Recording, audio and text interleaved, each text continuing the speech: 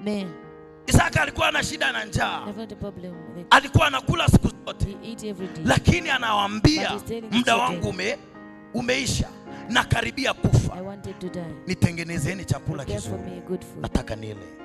Nikishakula nataka niwabariki. Haleluya. Bwana Yesu asifiwe. Kumbariki baba yako ni mafanikio. Kumbariki baba yako ni kulinda kile Mungu alichokupa. Unalinda yale mafanikio yako.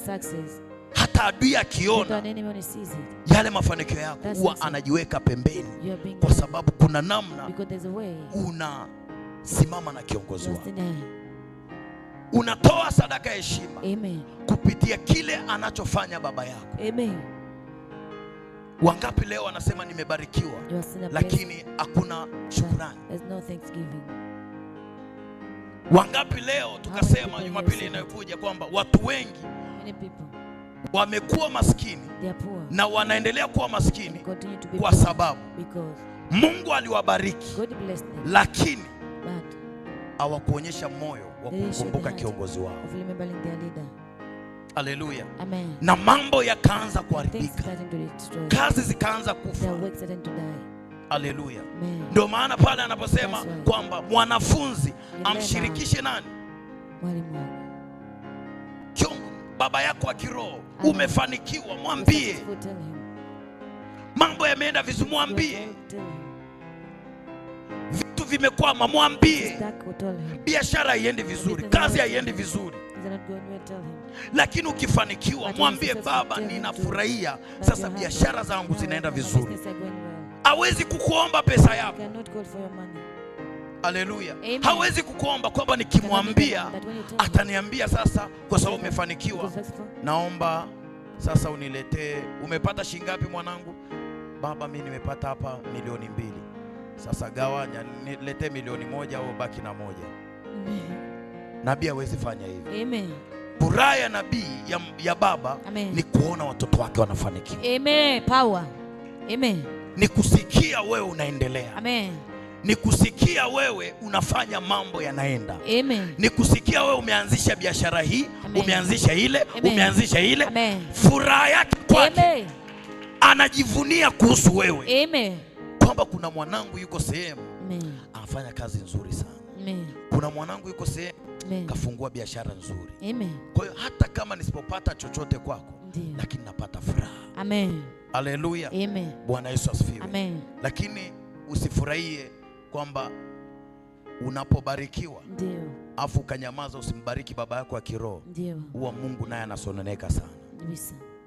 Mungu anajisikia vibaya sana. Haleluya. Bariki kiongozi wako. Amen.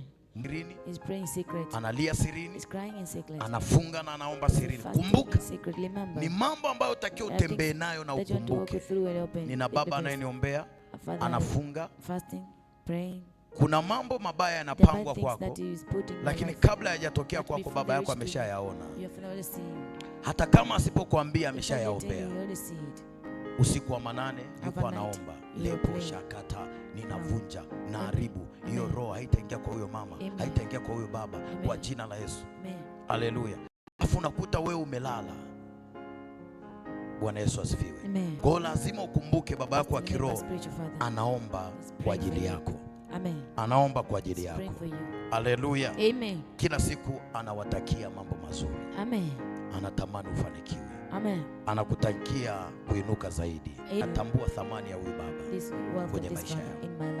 Unapofanya kitu kwa ajili ya mtumishi, unapojitoa, ni sawa sana kumwambia Mungu, hata kama usipoomba, ni sawa sana kumwambia Mungu kwamba Baba, mimi natambua mafuta yaliyo juu ya mtumishi wako, natambua thamani ya mtumishi wako. Kwa unapojitoa, ujue yale ni maombi. Hata kama utapiga kelele repa papa, Bwana angalia, hayo ni maombi yako mbele za Bwana.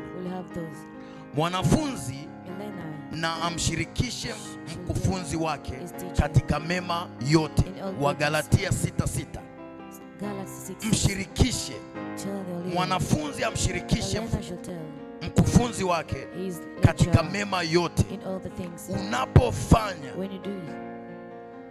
Unapomfanya baba yako wa kiroho atabasamu na kufurahi kwa ukarimu wako, ukarimu ulionao wa dhati, yale machozi na maombi yake yanageuka kuwa baraka kwenye maisha yako. Amen. Yanageuka kuwa miujiza kwenye maisha yako. Bwana Yesu asifiwe. Amen. Kwa hiyo kitambaa anachokupa leo kimebeba miujiza, kimebeba baraka kwa ajili ya maisha yako. Jifunze kumbariki kiongozi wako. Mwambie yako mguse kiongozi wako. Guse kiongozi wako. Mwambie mguse kiongozi wako. Guse kiongozi wako. Mwambie tena mguse kiongozi wako. Guse kiongozi wako. Haleluya. Amen. Namba moja tumesema lazima uwe na imani. You must have faith. Imani. Faith. Imani inakuunganisha na mafuta ya baba yako ya kiroho. Lazima uwe na imani.